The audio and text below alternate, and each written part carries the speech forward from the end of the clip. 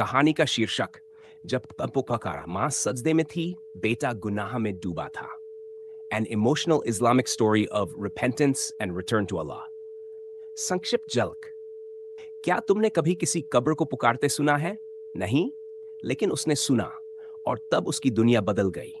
एक बेटा जो गुनाह में डूबा था, जब सजदे की मिट्टी से अपनी माँ की आवाज सुनी तो तौबा के आंसू से उसका दिल पिघल गया। भाग 1। एक माँ की दुआएं। माँ फातिमा एक अल्लाह से डरने वाली औरत थी, नमाज की पाबंद, कुरान की तिलावत करने वाली।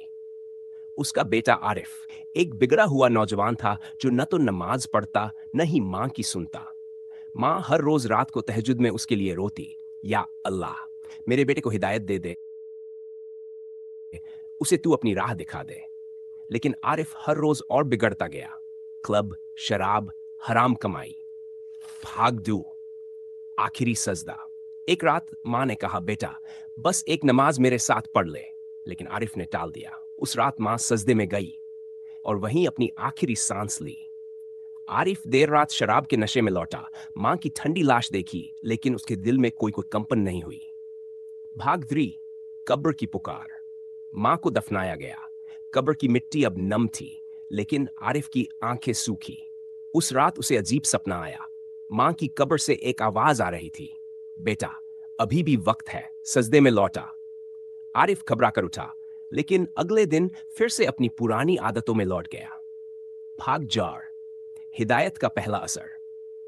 हर रात उसे वही सपना आता, माँ की कब्र से आवाजें, डरावने मंजर, आग, अजाब। एक दिन वो मस्जिद के पास से गुजरा तो किसी बच्चे ने पूछा, अंकल आप नमाज क्यों नहीं पढ़ते? वो रुका और कुछ पिघला। भाग 5। गुनाह की आग और तौबा की बारिश। अगले दिन उसने शराब छोड़ी, दोस्तों से दूरी बनाई, लेकिन शैतान ने फिर फुसलाया। लेकिन अब उसका दिल मां की कब्र की पुकार से कांपता था। एक दिन वो पूरी तरह टूट गया, मस्जिद गया और इमाम से कहा, मुझे अल्लाह से माफी चाहिए। रो रोकर उसने तौबा की, सजदे में गिर पड़ा। भावी सजदा। नमाज की पाबंदी शुरू की। रोजा, कुरान, सदका, सब कुछ जैसे नई जिंदगी मिल गई हो। वो मां की कब्र पर गया, आंखों से आंसू रुक नहीं रहे थे। कब्र की मिट्टी को चूमा और कहा, मां आज तेरा बेटा सजदे में है। तभी हवा में एक सकून भरी खुशबू आई। भाग Z। दूसरों को हिदायत देना। अब वो आरिफ नहीं रहा, अब वो मोहम्मद आरिफ था। मस्जिद में बच्चों को नमाज सिखाता, गुनाह से दूर रहने की नसीहत देता। जो कभी हराम कमाता था, अब हलाल रोजी के लिए मेहनत करता था। उसकी कहानी पूरे मोहल्ले में मशहूर हो गई। सजदे की मिट्टी से जन्नत की खुशबू। एक दिन फिर मां का सपना आया, लेकिन इस बार मां मुस्कुरा रही थी। मां ने कहा, बेटा मेरा रब अब राजी है और मैं भी। आरिफ की आंखों से खुशी के आंसू निकल पड़े। भाग 9। आखिरी सफर, जन्नत की राह। 10 साल बाद आरिफ बीमार पड़ा। बिस्तर पर ही नमाज पढ़ता, तिलावत करता। आखिरी वक्त में उसका चेहरा चमक रहा था। आखिरी लफ्ज थे, अल्लाहुम्मा इन्नी असलुकल जन्ना, और उसकी रूह निकल गई, जैसे सजदे में ही अल्लाह से मिल गया हो। भाग Z। एक कब्र, 2 सजदे, एक हिदायत।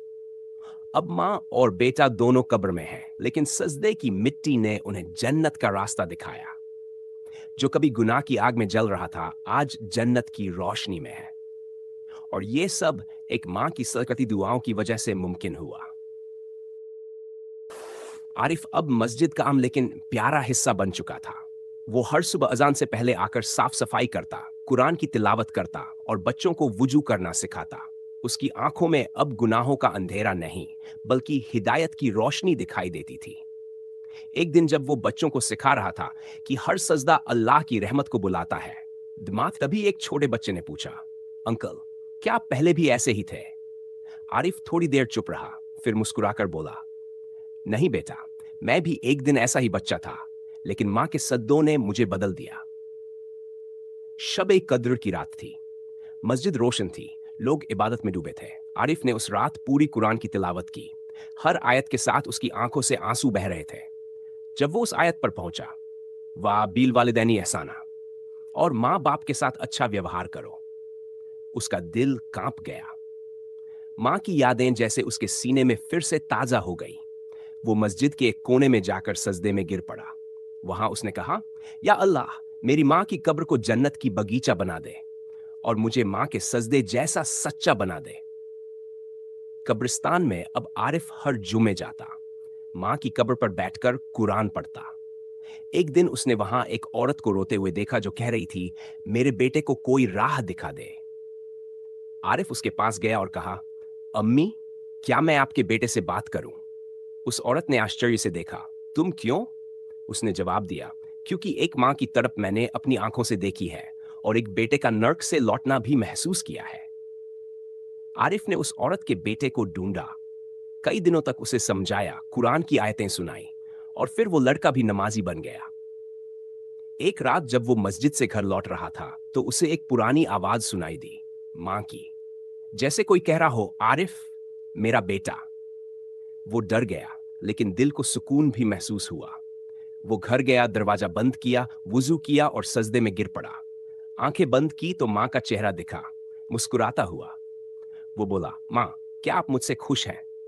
जवाब आया, जब अल्लाह तुझसे राजी है तो मां भी राजी है।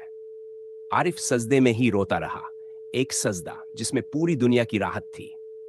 अब आरिफ ने जिंदगी का मकसद बना लिया, हर गुमराह बेटे को उसके सजदे तक पहुंचाना। उसने छोटे बच्चों के लिए एक मदरसा खोला, जहां ना सिर्फ कुरान पढ़ाई जाती थी बल्कि दीन की समझ भी दी जाती थी।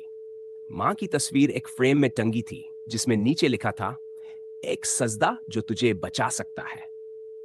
मदरसे में हर बच्चा जब पहली बार सजदे में जाता, आरिफ खुद पास खड़ा होकर सिर झुकाकर कहता, अल्लाह तुझसे राजी हो बेटा। एक दिन जब वो मदरसे में बच्चों को पढ़ा रहा था, उसे हल्का चक्कर आया। उसने कहा, बच्चों, आज की क्लास कल पूरी करेंगे। वो घर आया, बिस्तर पर लेटा और फिर उठा ही नहीं। लोगों ने उसे अस्पताल पहुंचाया। डॉक्टर ने कहा, दिल की धड़कन बहुत धीमी है। लेकिन आरिफ मुस्कुरा रहा था, जैसे कोई अल्लाह से मिलने को बेताब हो। आखिरी सांसों में उसने सिर्फ इतना कहा, मां, सजदे में हूं, बुला लो अब। और वो चला गया, सजदे की हालत में, वुजू की खुशबू के साथ। जनाजा बड़ा हुआ, हजारों लोग आए। मदरसे के बच्चे रो रहे थे, हर किसी की आंखें नम थीं। इमाम साहब ने जनाजे की नमाज पढ़ाई और कहा, यह वो शख्स था जिसने मां की दुआओं को जिंदा किया और सजदे को अपनी सबसे बड़ी पूंजी बना लिया। कब्र खोदी गई। जब आरिफ को उसमें उतारा गया तो लोगों ने महसूस किया जैसे मिट्टी से एक सुकून की खुशबू उठी हो। मां और बेटा दोनों अब एक ही मिट्टी में हैं, सजदे की मिट्टी में, लेकिन अब उनकी मिट्टी जन्नत की खुशबू में बदल चुकी है।